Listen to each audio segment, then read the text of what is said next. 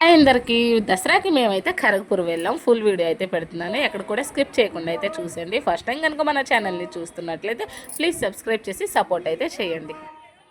దసరా అంటే మనకి ఇక్కడ దుర్గాదేవులు మాత్రం నవరాత్రులు అలా కూర్చోబెడతారు. కానీ ఆ వెస్ట్ బెంగాల్లో మాత్రం పందిర్లు అంటే పెండాలని అంటారు. అక్కడ చాలా పెద్ద పెద్దవి అయితే పెడతారు. ఇక్కడ స్టార్టింగ్ మేము చూసింది అయితే సింధూర్ అన్నమాట, ఆపరేషన్ సింధూర్. ఇది ఆల్రెడీ అందరికీ తెలిసిందని దీనికి స్టార్టింగ్లో అయితే ఇలా పందిర్లా వేశారు. ఇంకా లోన అమ్మవారు. ఇంకా మేమైతే ఒక ఆటో మాట్లాడుకొని ఫ్యామిలీ అంతా కూడా వెళ్ళాము చూడడానికి.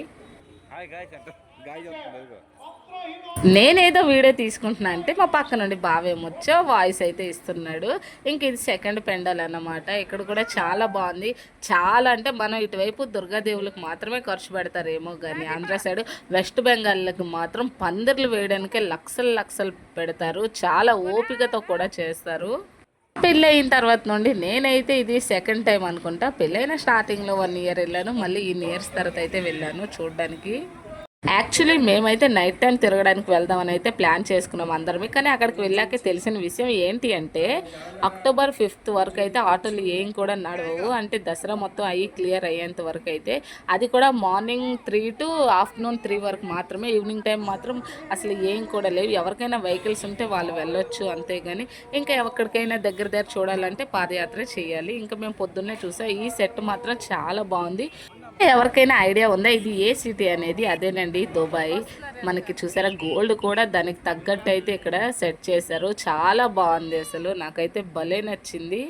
ఈ వైజాగ్లో ఎండలే అనుకుంటే ఖరగ్పూర్లో మామూలుగా లేదు. ఎండ వాన అసలు చిరాకు పుట్టేసి ఇంకా హెయిర్ వదులుదామంటే ఇంకా అంత సీన్ లేదని అయితే కట్టేశాను పైకి. ఈ సెట్ అయితే కలకత్తా పూర్వం ఎలా ఉంటుందో అలా అయితే దీనికి ప్లాన్ చేశారు. లోన్ కూడా అలానే పెట్టారు. ట్రైన్స్ కానీ రిక్షాలు కానీ చాయ్ స్టాల్ కానీ చాలా మంచిగా అనిపించింది.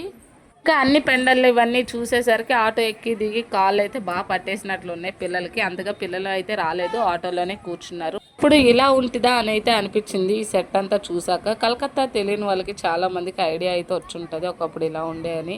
ఈ ట్రైన్స్ కూడా చాలా బాగున్నాయి. ఏదో నిజంగా ఈ ట్రైన్ కదిలి మా ఇంటి వరకు మా గొర్రెలుంటే భలే అనిపించింది.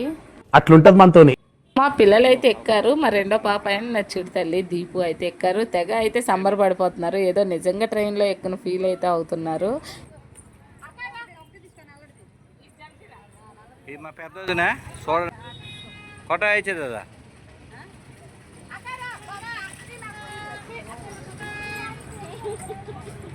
ఇక్కడ మా ఆయన అయితే మాట్లాడింది బెంగాలీ భాష. మీలో ఎవరికైనా వస్తే నాకైతే కామెంట్ చేయండి. ఇంకా ఎగ్జిబిషన్ అయితే పెట్టారు. ఎనీ ఐటమ్ ఈస్ 40 రూపీస్ అన్నమాట.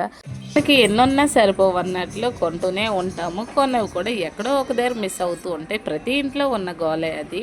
పెండల్స్ తిరిగేసరికి ఇంకా కాలు నొప్పులు వచ్చేసాయి. ఇంకా లాస్ట్ ఇదే కదా అని చూసుకొని వెళ్ళేసరికి నాకు ఇక్కడ వెళ్ళే టైంకి కరెక్ట్గా హారతిని అయితే ఇచ్చారు. నేను తీసుకున్నాను. నేను ఒకదాన్ని తీసుకుంటే ఏం బాగుంటుంది చెప్పండి, మీరు కూడా చల్లగా ఉండాలి కదా. సో మీకు కూడా హారతిని అయితే ఇస్తున్నా, తీసుకోండి. నేను బయటకు వచ్చి చూస్తే ఇక్కడ కలర్స్తో ఐస్ అయితే అమ్ముతున్నారు. నేనైతే ఆరెంజ్ ఫ్లేవర్ అయితే తీసుకున్నాను. నా చిన్నప్పుడు ఇదైతే 2 రూపీస్, ఇప్పుడు మాత్రం 10 రూపాయలు అయింది. మరి వాళ్ళు కూడా బతకాలి కదా. ఇంకా నా చిట్టతలు ఏం తింటుందని నేనే ఫస్ట్ పట్టుకున్నాను. ఒకవైపు ఏమొచ్చి డ్రెస్ ఎక్కడ పాడవద్దని అదో జాగ్రత్త. నా చిట్టతల్లి కోసం కొన్నానే కానీ తనైతే తినలేదు. ఇంకా నేనే తీసుకున్నాను.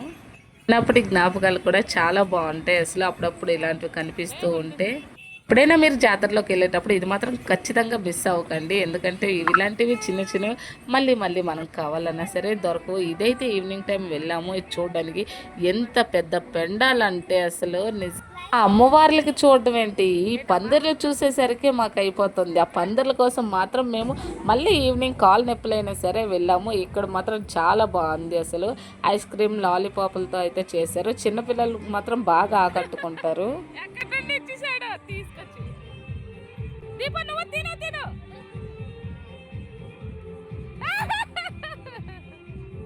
దూరం ఉన్న పెండల్స్ అయితే చూసి వచ్చేసాం. ఇంకా దగ్గరలో ఉన్నవైతే నెక్స్ట్ డే చూడొచ్చులే అని అయితే ఇంటి దగ్గర రావణాసురుని కాలుస్తున్నారు కదా, ఆ మైదానానికి అయితే వచ్చాము. ఇక్కడ మా బావ అయితే ఒక క్వశ్చన్ అడిగితే నాకు అడిగారు. మీరు ఎవరికైనా తెలిస్తే కామెంట్ అయితే చేయండి. క్వశ్చన్ ఏంటి అంటే రావణాసురుని కాల్చేటప్పుడు ఒకరైతే బాధపడతారు, అది ఎవరు? మీరు ఎవరికైనా తెలిస్తే కామెంట్ చేయండి.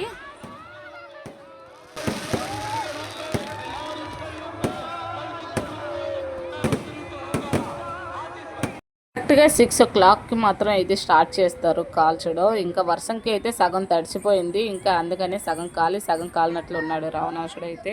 ఇంక ఇంటికి వెళ్ళే తోవలోనే పెండల్స్ అయితే ఉన్నాయి కదా, అవి కూడా అలా చూసుకొని అయితే వెళ్ళాము. పెద్ద పెద్ద పందిర్లు మాత్రం నిజంగా పొద్దున్న టైం కన్నా నైట్ టైం వ్యూ మాత్రం చాలా బాగుంది అసలు చూడటానికి. ఆటో వాళ్ళకి మాత్రం చాలా నిజంగా దెబ్బేసేసారు. అదేదో నైట్ టైం అయినా పెట్టుంటే బాగున్న ఆటోలు, పొద్దున్నంతా తిరిగే కన్నా నైట్ టైం తిరిగితే లైటింగ్ కానీ ఇవన్నీ చాలా బాగా ఇంకా క్లియర్గా అయితే కనిపించేవి. ఇక్కడ పులిని చూసి అయితే మా ఆడపడుచు కొడుకు అయితే తెగ ఏడుస్తున్నాడు. ఇవి ఇప్పుడైతే నైట్ టైం చూపించినవన్నీ కూడా మేము ఉండే దగ్గర రైల్వే క్వార్టర్స్ దగ్గర అనమాట. ఇవన్నీ మీకు సర్లే కానీ మా ఆయన అడిగిన క్వశ్చన్కి సమాధానం మీరు ఎవరికైనా తెలిస్తే కామెంట్ చేయండి. ఇంకా నేనైతే ఆన్సర్ చెప్తాను. రావణాసురుడు తయారు చేస్తారు కదా, అతనైతే బాధపడతాడు, ఎందుకంటే అంత కష్టపడి చేసింది కూడా కాల్ చేయడానికి అనేసి అని. ఇదన్నమాట. అడ్రస్ చెప్పు నీది ఒకసారి. అడ్రస్ పెట్టు, నాకు పెట్టు అడ్రస్ పెట్టు, ఫాస్ట్ పెట్టు అడ్రస్, నువ్వు నాకు అడ్రస్ పెట్టు. చూస్తారు కదా, ఆన్సర్ కూడా తెలిసింది. ఎలా ఉందో వీడియో కూడా కామెంట్ చేయండి. ఉంటాను మరి, బాయ్ బాయ్, నెక్స్ట్ వీడియోలో కలుద్దాం. అయ్యో, నేను మీకు చెప్పడమే మర్చిపోయాను కదా, నవరాత్రులు అంటే మనకి ఇటువైపు అలా జరుపుకుంటారు, కానీ వెస్ట్ బెంగాల్లో మాత్రం 4 డేసే జరుపుకుంటారు. సప్తమి, అష్టమి, నవమి, దశమి, ఈ 4 డేస్ మాత్రం చాలా గ్రాండ్గా సెలబ్రేట్ చేసుకుంటారు. కానీ ఫుల్ వర్క్ చూసారు కదా, ఎలా ఉందో కూడా కామెంట్ చేయండి. ఉంటాను మరి, వెళ్ళే ముందు చిన్న లైక్ కామెంట్ చేసి అయితే వెళ్ళండి. Bye bye.